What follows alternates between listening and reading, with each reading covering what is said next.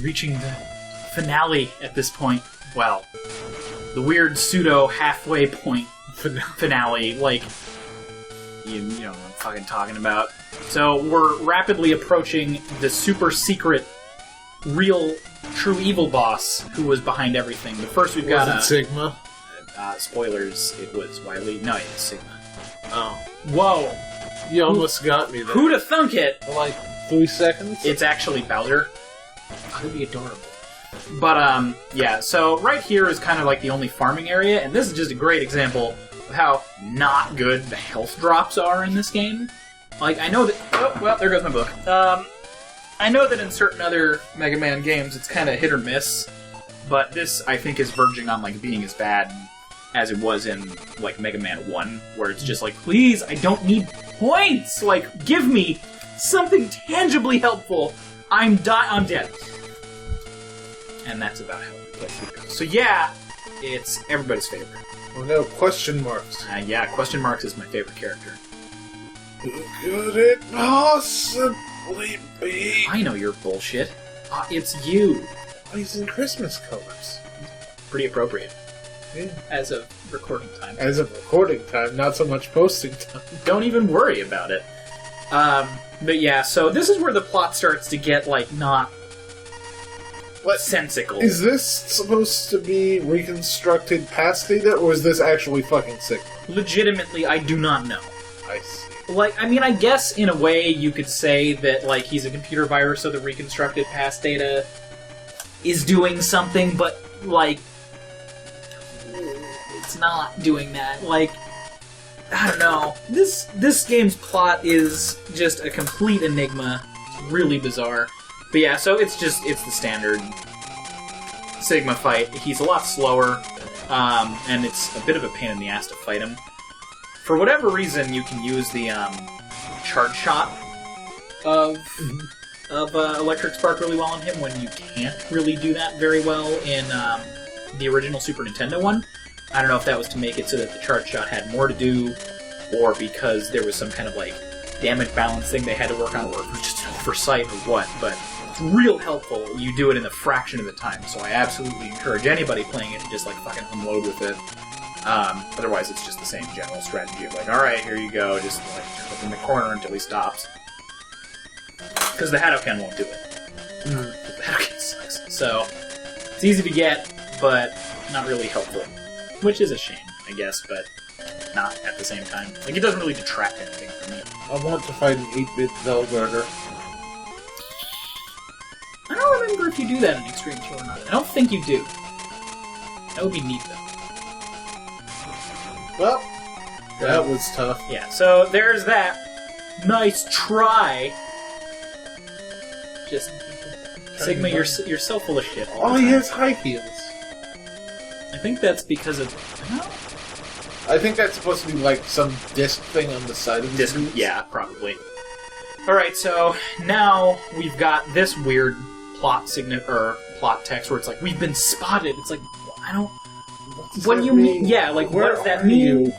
You've been getting fought against... This is like the 7th or 8th major kill that X has had, not even counting the refights. Like, what could you possibly be talking about? Zane is dead at this point. Yeah.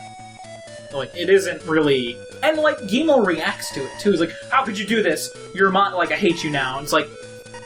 Bye. So, you're aware that things are happening, right? So, whatever. God, like, the amount of things to talk about. I'm so sorry. More plot. More Dr. Kane marshmallow goodness.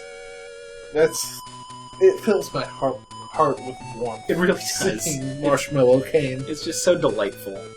I love him. You know, I've actually had multiple thoughts, since there's so little for me to actually talk about right now, that the central computer in this is the computer from Magna Centipede's stage, because it's really kind of vaguely similar with, you know, just globe in the background of it. That's just what computers look like. I mean, that could be it, but I like the idea that Magna Centipede stage was so important because it was a hunter base and they just never actually said it in text. I think that'd be cool. So that's just kind of my headcanon for it. It looks a little different, like, the pedestal is way more detailed and big. The glowy orb thing just like a holo projector in X2. Yeah, I guess that's true. But maybe it's in the same facility. I don't know. It's just the general thought process behind it is like, there's a globe and a computer, and it's an important place, so whoa, connect the dots. Yeah, so we've got some plot stuff going on here, where it's just, clearly MIDI is going to give you some kind of deep dark secret, and then doesn't, because you have to advance the plot. And now we're going in here, and rather than having some kind of, like, big interesting stage, what am I doing? Okay. We were talking. We have this, where the plot just shatters itself.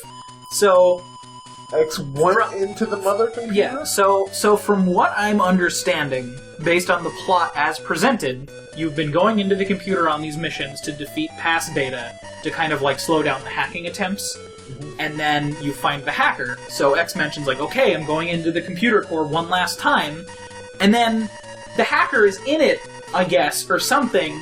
And, like, this is basically just going to be the same spiel for either version you're watching in the same spot, but it's just so, like, I can't comprehend what exactly is happening here, because we know it's a cyber plot no matter what, in Japanese and English, so I know that that's not where it got confused.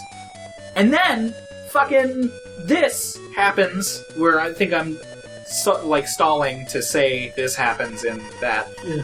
It's Techno and MIDI are brothers. I'm just gonna say it now because they're so fucking little to talk about. They're both brothers. Twin brothers. Which robots, but whatever, or Reploids, but whatever. So is he in the computer now too with you, or is this an off-site location that's linked to the computer and they just said like, okay, we're going to the hacker site, and somehow like that didn't translate well, or is Techno MIDI's cyber equivalent brother or something kind of like a battle network thing, or like what is happening right now?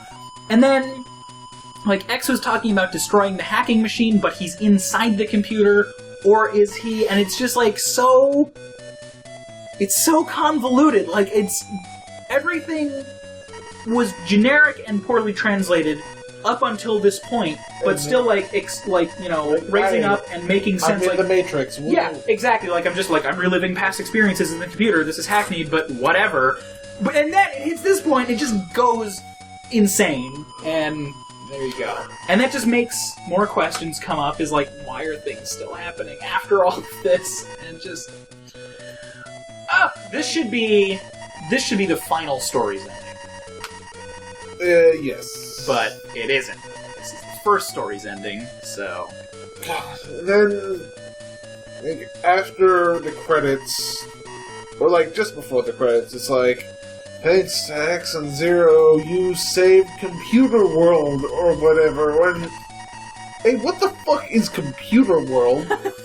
It doesn't really seem like there's anything. It's just like, we have a virus fucking with the main computer and it's messing with our porn or whatever. That's not really...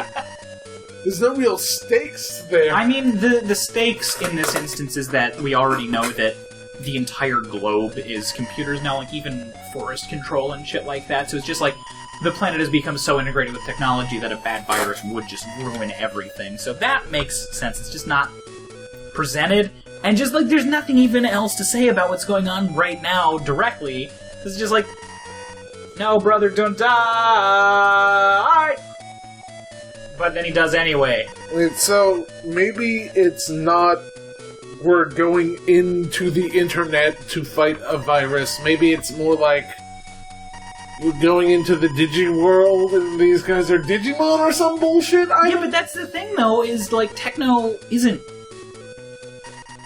Or no, I'm sorry, MIDI isn't. I don't know. It's just it's not very well he's presented. Dead. Yeah, so he's dead now, and we're gonna find out that kills MIDI 2. Spoilers for like 2 seconds from now. Yep, there we go. Yeah. That wonderful animation. It's hard to do an informative commentary track at this point when everything is going at 2 miles an hour and we've already exhausted everything. So while MIDI dies because they share the same CPU, which also doesn't make any sense because it's literally a central processing unit. It can only be in one. But anyway, there's one last paragraph for Extreme 1 in my handy-dandy art book. And that is, MIDI and Techno are twins, so their helmets were shaped so that if you turn one of them 90 degrees, it will look like the other. Even with their lines, you can see that MIDI has softer, rounder lines to reflect his personality, while Techno has sharper, pointed angles. I also brought in my personal interpretation of the X series and the fleshy portions of bad guys that are colored black. I mean, Zero's got that black coloration because he's part of the Wily numbers, right? Well, I think maybe spoilers at this point, I don't fucking remember. But yeah, so there you go. It's like he's got slightly... So, like, the black parts are supposed to be flesh? Well, fleshy parts. Like, it's just so Zero's not wearing pants at all. No, that isn't what they're implying at all. It just means the part that isn't solid armor. It's the underlayer. Shut up. You know exactly what's happening. But they're robots. Aren't they all... Do they have Terminator, like, fake skin? Actually, well, not fake skin, but they do have, like, underlayer stuff. You can see it in one of the cutscenes in X4. Mm. I don't know how super canon it is, but... Oh, something's happening. Yeah, so now we're past the tragic death sequence. X is out of his armor for this dramatic pose. Because I guess they didn't feel like doing an armored version of the cutscene stuff, which I guess makes sense. Now Sigma is a head that is almost the size of X, and we're in the final boss fight. Which is really not technically the final boss, but it is. So, one thing of note, which I really like about this, is that your standard charge shots are basically his weakness weapon. Mm-hmm. They don't just do one bar. And he does the electric, or the lightning bolts that come out of the top and bottom of his hands way less frequently in this than he does in the Super Nintendo version. Or, I just got lucky in this particular playthrough, but, like, I really don't remember being super bad. And it doesn't feel like it does as much damage to me either. Yeah. So, it's just like, this is great. Actually, that does like a quarter of a bar. But either way, I don't know, it's just like... We've seen this fight so many times. We've seen it so many times now, and like, this is so easy that, like, this is basically the end of this commentary chunk. Wherein we just watch me beat up a mouse, or whatever. Thank God I actually have some fucking tank for this.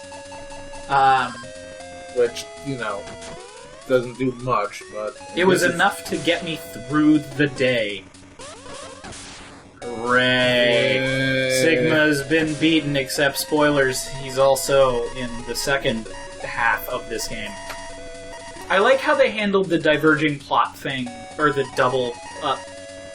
this format. I like how they handled this format way better in Extreme 2. Granted, a lot of it is more difficult for bad reasons, but it's just overall, obviously, like, okay, here's our base level thing. Let's make it not like garbage. Oh my god, we literally just watched through these to take notes and stuff, and I already forgot that there was this much more dialogue. Oh god, there's so much. Yeah, so basically X is like, no, MIDI, we need to leave. Don't die. And he's like, I'm literally already dead, I explained this to you. So I think he actually explains it here. We share a CPU. No, that was totally before. When I was reading through the book. Thank you, X. Bye. Is there anything in the fucking instruction manual? Please say yes. I have all of these resources at my disposal, and yet they mean nothing! Just wait for the second playthrough. At least then we'll have new levels to talk about. And then maybe we'll just, like, fucking fast-forward through the fortress. Because, like, what? You saw it! What else could I possibly say? The only other thing that I could say about the fortress stages is you don't have to get the Shotokan capsule a second time. There you go. There's a different plot at the end. Yeah, so we'll just cut to that. We're gonna do that! I'm saying it right now. We're gonna do that thing. Because this... I might need to... I'll figure it out. We're doing it on the fly. This is fun. Okay, so normally in these, we've been, Myth has been watching them ahead of time, then taking notes on, like, specific questions and, like, trivia and stuff to ask me about, so that we have a constant flow of content. And this one, we're like, we could just wing it. How much could we possibly have to say about, a refeed? No, I'm not saying it in a bad way. It's just like, here's all this, and then it's just like... Oh, God! To make me sound like less of an asshole. That's not what I'm saying. Literally 90% of this game is shit we've already seen. What possible notes? No, exactly. It's like, it's bosses we've seen already. It's stages. Like, there's the Shotokan capsule, and, like, the minor stage differences, which is why the next stages will be fine. But as soon as we get to this fortress stage and all this absolutely nothing talking... It is very wrong, for sure. Yeah, more of this delightful English. But yeah, the whole premise now at this point is basically like, shit, I couldn't save. But either of them. The little robot boy. And, I mean, that's fine, and it fits his character, but it all just feels so knockoff to me. Like, I'm pretty sure in the alternate track, I'd say, like, thanks, Chinese knockoff X, because really, this whole game, like, feels like a really good knockoff. Like, it plays fine, it's really fun, but then it's just like, it's not right. It's like, you found a Superman action figure and the S is on backwards. And it's called, like, Power Man or something. You're like, something is amiss here. And, like, that's basically the whole summary for Extreme 1. Extreme 2 feels way better about it. And actually has, like, so much... God, I feel bad that, like, so much of this is just like, Extreme 2 will be good! But it's not even that it's bad, it's just the same. It's X1. It's good for what it is, but... It's great for card trips. And I still encourage everybody to play it if for any other reason than to, like, try it out. And it's one... Oh, God, fuck. The credits. And then there's the post-credit. Yeah, I'm almost wondering if we should just cut to the post-credits. No, we shouldn't, because we've shown the credits off and everything else. What else? God, there has to be something in the manual, please! Read the controls! Oh, hey, actually, this is fascinating. So, special weapons. Defeat boss characters at the end of each stage to get special weapons. And then it shows you the list of the first 4. Mm-hmm. So it's Shotgun Ice, SI. This weapon fires lumps of ice that bounce against walls. When it is charged, an ice plate appears. Electric Spark, ES. This weapon fires electric bullets that spark up and down when they hit a wall. When charged, it fires powerful electrical walls forward and backward. Storm Tornado, ST. This weapon fires a tornado. When charged, it fires a more powerful tornado. Rushing Burner, RB. Which I don't think that's what it was in this. I don't recall that. And then this weapon shoots a powerful fireball. Credit to them for not saying fires a fireball, because everything else is fires a blank. Shoots a powerful powerful fireball. When it is charged, Mega Man X will perform a flaming body crush. When Rushing Burner is combined with a dash jump, Mega Man X can jump even farther than usual. And then underneath that, this is the part that I caught my eye, is there may be more special weapons. Search for them! It's like, you just like, that implies that there's like hidden special weapons. It's just like, that oh, would be fucker. neat. That'd be neat. Well, they kind of did that in Mega Man 1. Sorta. With the items. Well, Mega Man 1 is just the magnet beam. I don't remember the old Mega Man. I know what you're talking about. Okay, so we're at this point now. It's a Force Ghost. Oh no. Yeah. So basically, this is just the whole point where it's like, hey, you beat the main story. Because when you do an initial playthrough, it literally just says, like, start. Like, it doesn't say normal mode or anything like that, as far as I'm aware. So this is just like, hey, you unlock hard mode now.